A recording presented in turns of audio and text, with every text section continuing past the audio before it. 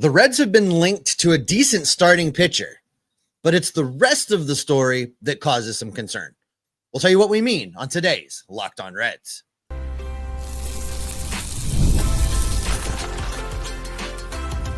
You are Locked On Reds, your daily Cincinnati Reds podcast, part of the Locked On Podcast Network, your team every day. Welcome into Locked On Reds. My name is Jeff Carr. His name is Steve Offenbaker, and we are lifelong Cincinnati Reds fans that have been podcasting about the Reds for like a combined 14 years now, and we're glad that you're alongside us here today because Locked On Reds is part of the Locked On Podcast Network. We are your team, your Reds, every single day. And Locked On Reds is the podcast for Reds fans that knew what happened, but they want to know why. And we're going to get into why rumors about another starting pitcher really intrigue us, especially from the perspective of, would we rather just trust what the Reds have or add another guy? We'll answer that later on in today's show. What this pitcher will cost is intriguing and could muddy the big picture a bit, as he is, everybody say it with me, not an outfielder.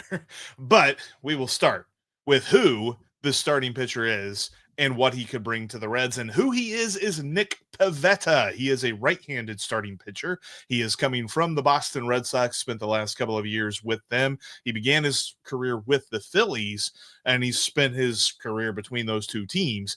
So it's interesting to me that he is, number one, available, but number two, the Reds are linked to him because he has a very strong career track record. We know exactly what to expect from a guy like Nick Pivetta. He has pitched for, what is that now, 7 years? I'm doing math on the fly. 8 years. 8 years in the big leagues, Jeff. And he's Mr. Consistency for the most part. He's done some of those things a la Nick Martinez, bullpen, starting rotation, but when he is in the starting rotation, you put him in there, you've got his schedule, he's going to make his starts. 26 starts last year, bullpen flopping around in 2023. 2022, Jeff, 33 starts. Led his league in games started with 33. Year before that, 30 starts. We know what he is. He goes, he takes his turn, he pitches his innings. He's reliable. And on top of that, the things that he does, it's not as if he is just an innings eater. Like it feels like innings eater for a pitcher is like calling a quarterback a game manager. That means that he's just not that great at most of the stuff. He's just really durable. But he actually was pretty good last year at striking guys out, and he was pretty good at limiting the walks. Last season, he had a strikeout percentage of 28.9%, where league average is only 22%. So he was above the league average there, and he had a walk rate of 6.1%, where league average was 8%. So he's put that in the context of the numbers that I use all the time, Jeff. So his strikeouts per 9 was 10.6. 10.6 strikeouts per 9. His walks per 9, 2.2. So below that 3 threshold that I always talk about. He had a pretty good year last year. Kind of like you said, following along, at least on the walk side of things, following along the Nick Martinez route. So we're talking about a very reliable pitcher here. Now, because of his reliability and the things that he did last year, he is entering free agency with a pretty decent market value. Our source that we love to look at for this stuff, Spot Track, has him at $15.1 million on an average basis for his next free agent contract. I don't necessarily know that that is what is cost prohibitive about him, though, because he has a qualifying offer attached to him, which is intriguing to me because if you remember, and it's not that hard to remember because Nick Martinez was given the qualifying offer and he accepted it, and he is now going to make $21 million doing that. Nick Pivetta was given a $21 million qualifying offer and declined it from the Boston Red Sox. So I wonder if Spot Track is low on him here. That could be the case. I think it's about years. Asking for I think more it's about years. I think it's about Okay. years, Jeff. I think he's projecting out to the 4 or 5 year range. So the Reds will have to get interesting with a contract offer. Escalators, outs, escapes, mutual options, things of that nature. But I suspect that this was about the years, because Nick's looking to get, this is going to be his age 32 season. So, he doesn't want to languish for a year or two and then try and hit the open market again. He's going to want to get paid over the next several years. So that's my suspicion. I think that's why he rejected the qualifying offer, because it's a 1-year deal and he's looking for multi-years get paid. So to set this up even more with the qualifying offer, we briefly touched on this in the live show on Friday, and more so tripped around it because we didn't necessarily know, but I looked into what it would cost the Reds if they signed not just Nick Pivetta, but any player with a qualifying offer that they declined. And according to the rules, because the Reds are a revenue sharing type team, not a competitive balance, they're not in the luxury tax, but they're also not in a big market. All this other stuff plays into it. They would have to give up their third highest draft pick to sign a player with a qualifying offer attached to it, which means that the Reds would then lose their second round pick, because they have a first round pick and then they have a pick in the compensatory round that is between the first and the second round. And that is as deep into MLB draft rules as I'm going to get on today's episode. Trust me on that one. But the point here is, it will cost the money, it would cost the years, and it would cost the draft pick to sign him. Now, I do not necessarily believe that should preclude them from signing a guy like Nick Pivetta. We're talking about a dude that can bring more consistency to this rotation. Brady Singer, we love that trade because it brought consistency to the starting rotation. Nick Martinez accepting the qualifying offer for $21 million. We love that because it kept the consistency within this rotation. So this would be another move. And something that Terry Francona has said a lot ever since being hired is that you can never have too much pitching. You go get a guy like Nick Pivetta, you're proving that statement very, very true. Well, maybe you are. We're going to talk about that coming up in a minute. I want to drill down on this qualifying offer thing though, before we get into that, because I have some thoughts about you can never have too much pitching. And you can't, but I have some thoughts. But with this qualifying offer, Jeff, I've gone back and forth. I've wrestled with how much do I care about the second round draft pick and the third round draft pick and all of these things in Major League Baseball. And I understand, this is how you build your farm system. This is how you get guys in line. I get it. I understand. But once you get past like that compensatory round after the first round, like those top two picks that you're going to make, after that, I don't really care that much. Everything after that's a roll of the dice. You don't know what you're going to get. And for me, if I can have somebody that's consistent right now, somebody that's going to go out there and start 30 games, somebody that's going to get me an ERA somewhere in the neighborhood of 3.9 to 4.2, I want that guy. I don't want the guy that might come up 10 years from now that was a third round pick after the compensatory pick, following the other pick that may or may not hit. I don't care. I think that's where I've landed, Jeff. I mean, I know that sounds real dismissive of the whole minor league structure and the system, but I would rather have the Mr. Right Now. No, and I think too, like there's the side of the argument that says, well, the Reds want to be a draft and develop from within team, so how can you give up draft picks?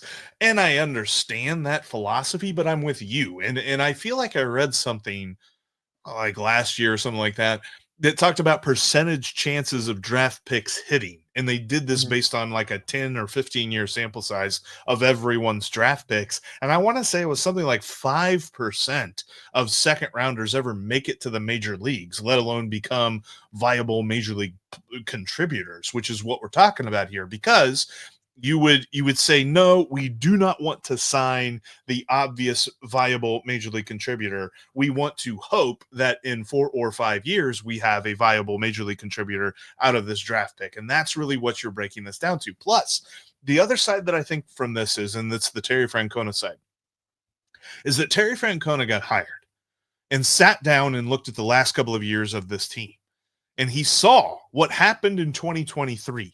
Where the Reds pitching staff was literally anyone they could call up and hopefully somebody who could throw the ball over the plate.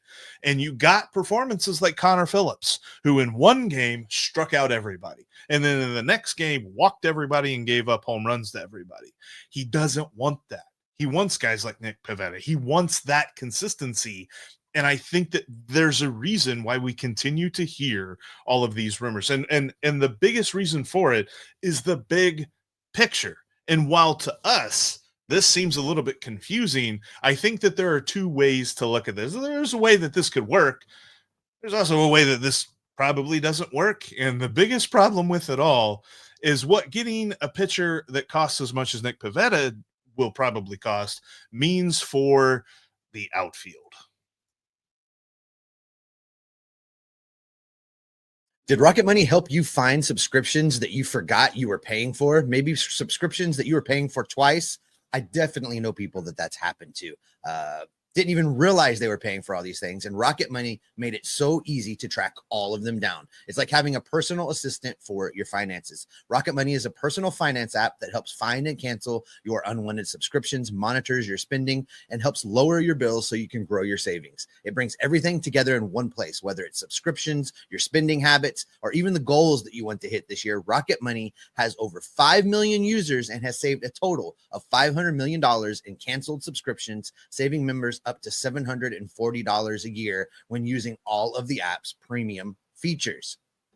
One of the best features is the subscription tracker. You can use it to cancel services that you're not using anymore.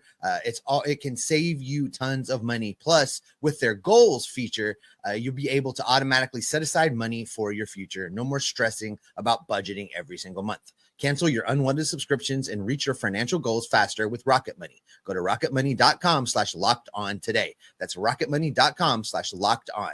rocketmoney.com/locked-on.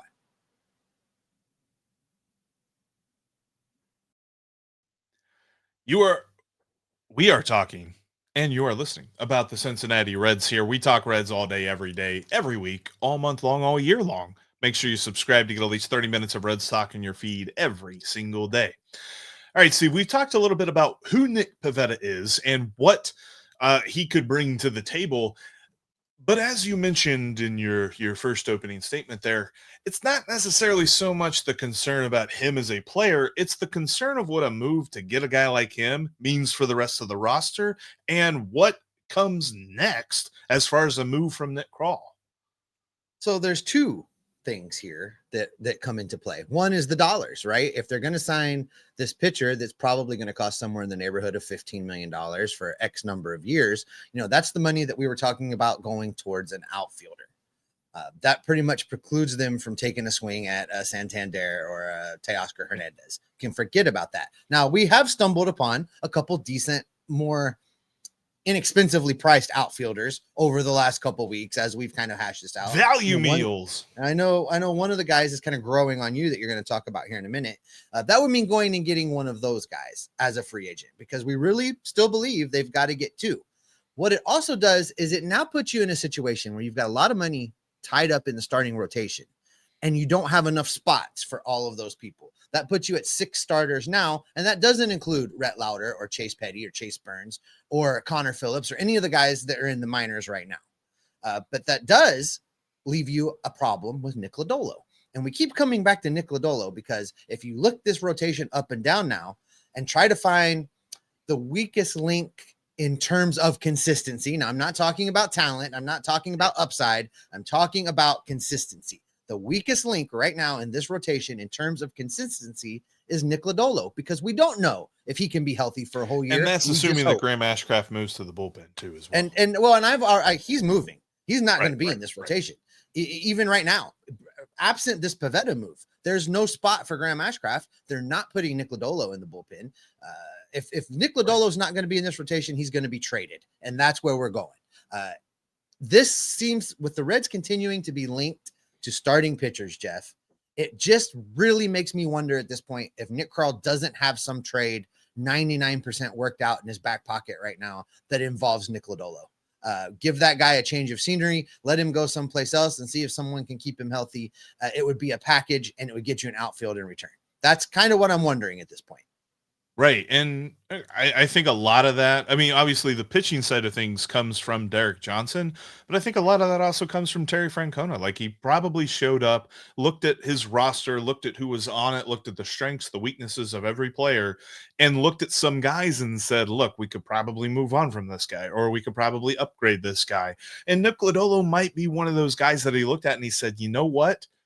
I know what his ceiling is, and I know what his floor is, and I know that the floor could drop out from underneath of him with all of these injury problems. Mhm. Like, he could be a completely different player. As much as we know how good Nick Lodolo can be, the injury issues could be so vast that he does not become that. He doesn't even become half of that.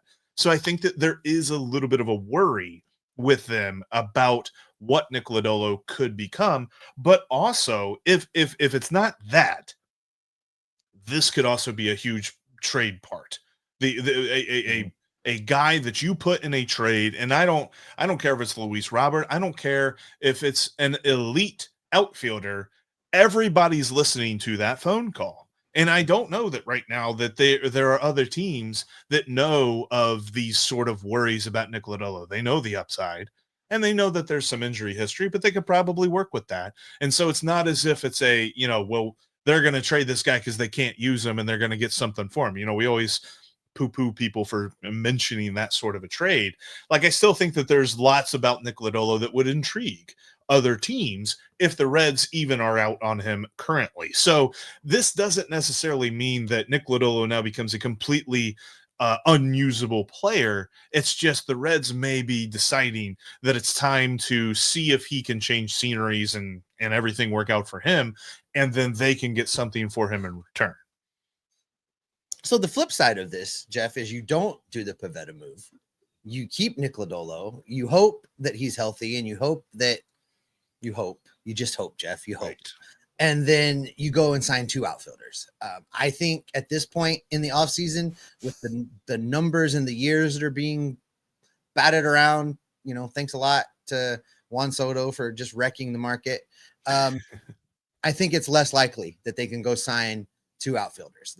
I think they can go get one of the guys. Who's our guy, Randall Grichuk? Yeah, that we talked about yesterday.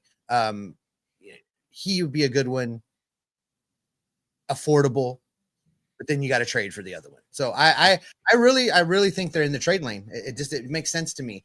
With this coming from Heyman, normally I would be a little suspect, but as you pointed out while we were prepping, this was not from some random tweet that Heyman sent, but this was from one of his articles in New York. And I think he's a little less flippant and flamboyant and incendiary with his articles than he is with just tweeting on the fly. So I give this a little bit of credence, and he was in early on the Jonathan India for Singer talks also. So for me, I'm paying attention to it a little bit.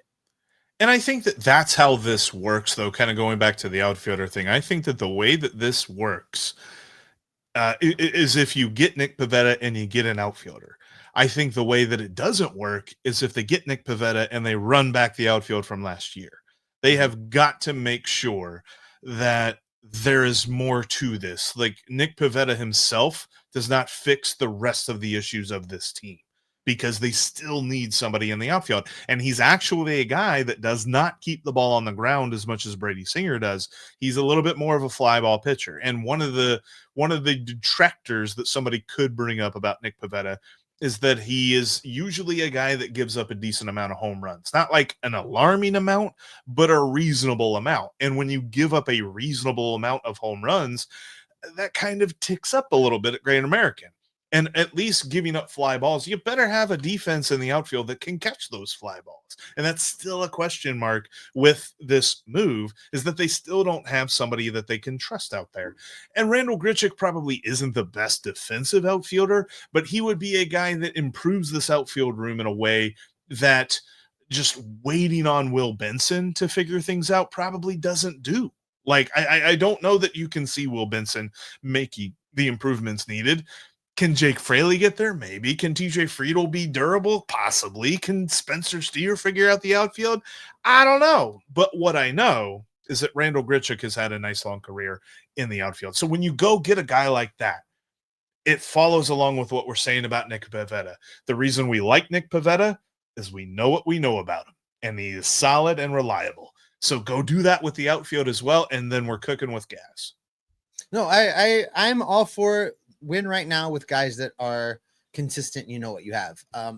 I'll tell you, if there's some move that replaces Nick Lodolo in this rotation, and you look at what it would then be, you'd have Hunter Green, you'd have Andrew Abbott, you'd have Brady Singer, you'd have, let's just say, Pivetta for funsies, and Nick Martinez as your 5 guys. All of those dudes are going to give you between 25, 26, and 33 starts. They're all going to fall in that range. And then you've got a lot of guys chomping at the bit down in Louisville that can fill the gaps, the spot starts, Andrew Abbott needs to skip a turn because he's got, my arm is tired itis, whatever it is, you've got the spare parts at that point. Right. That rotation's pretty solid. I mean, outside of Hunter Green, I don't know how many of those guys strike fear in the hearts of their opponents, but these are guys that are going to go out, they're going to do their work, they're going to get you some strikeouts, they're going to keep you in their games, they're going to keep you in their starts, and that's what the Reds need. So I'm okay with that.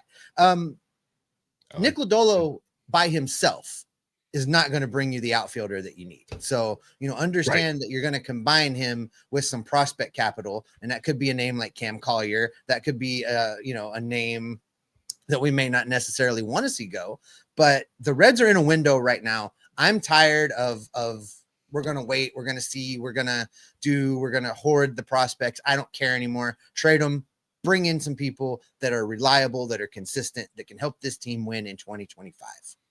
We're going to win soon, right? Soon needs to be now. It just needs to be now. And with that, there's a question about this, because thinking about Nick Lodolo, displacing Nick Lodolo, thinking about Rhett Lowder, who pitched last year and showed some promise, albeit in a very tiny sample size. There's a question to be had about, do the Reds need Nick Pivetta? And we're going to answer that question coming up next.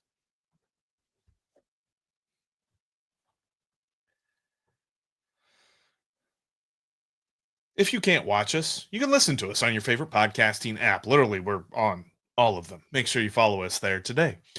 All right, Steven, and when I say we're going to answer the question of do the Reds need Nick Pivetta, I think that the Reds need Nick Pivetta, but I also don't feel super strongly about it simply because of all the things surrounding him. But with that being said, let's kind of look at it this way. Like, do you want Nick Pivetta?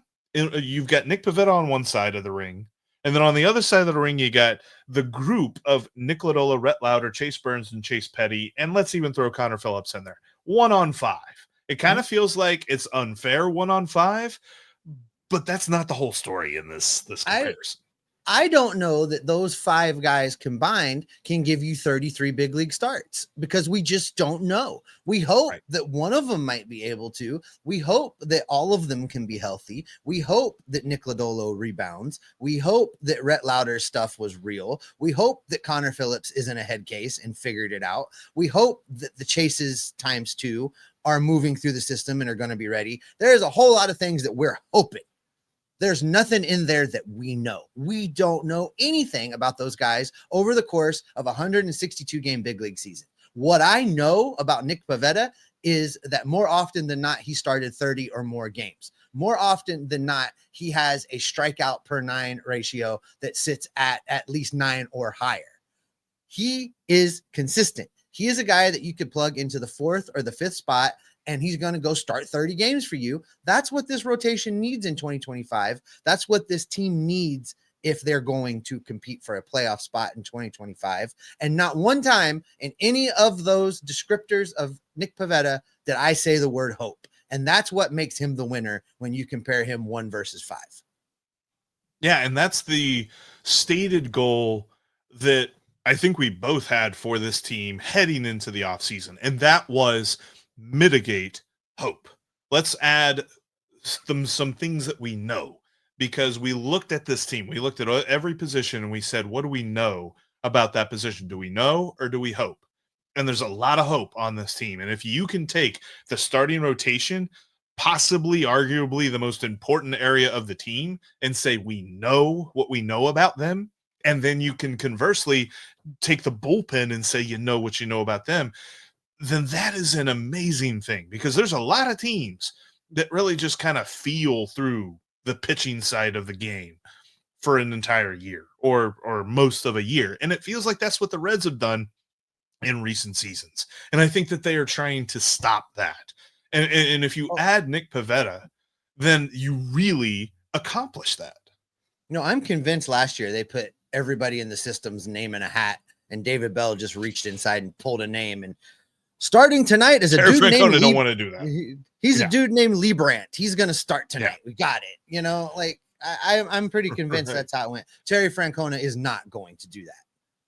No. And when you look at this idea as well, we're not saying that like you get rid of the other 5 guys. It's that we are no longer like hinging the season on those 5 guys, any of those 5 guys. You now make those guys almost like a luxury for this roster when you add a guy like Nick Pivetta. Let's imagine for a second that they somehow swing 2 deals where they sign Nick Pivetta and they sign Randall Grichuk, and they don't have to trade for an outfielder. And then you still have Nick Lodolo. He can figure some things out. You still have all these young guys in Lowder, Petty, and Burns, and Connor Phillips. They can figure things out. The Louisville rotation could be major league quality. I mean, we're not saying that just by getting Nick Pivetta, you put these guys on a shelf and forget about them for a year. What you do is you make this team super deep. And the idea of becoming a pitching factory is no longer about, gosh, we got to rush this guy to the major leagues right now because we don't have anybody up there. You can spend time on development when the major leagues are set. Nick Pivetta makes the major league rotation set. No, absolutely agree. And I like the idea of not having Rhett Lowder come out of Goodyear with the expectation of we need 27 big league starts out of you this year. I like the idea of taking a step back from that. And I agree that he did everything you could possibly have hoped for from him in the situation that he was thrust into. But now let's kind of walk it back a little bit. Speaking of walks, let's walk it back a little bit and let him, get his feet back under him, so to speak. Yes. And same with Chase Burns and Chase Petty. Rather than them coming out of Goodyear, basically trying to bludgeon each other to get a rotation spot, let them all work on their things, play their games, and then you bring them up as you deem them ready versus, who are we going to call? I think I've talked myself into this, and especially some of the things we were looking at, especially on the Friday live show, which, by the way, if you haven't seen that, go check that out. But we really discussed, is it Hernandez and Santander or bust? Like, what are the other options out there?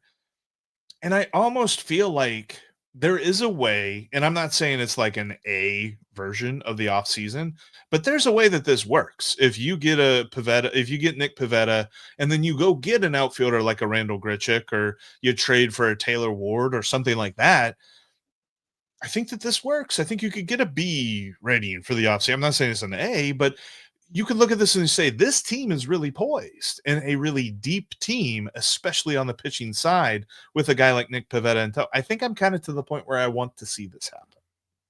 Yeah, me too. I think, Jeff, that, nothing's set in stone yet. The offseason still in full swing.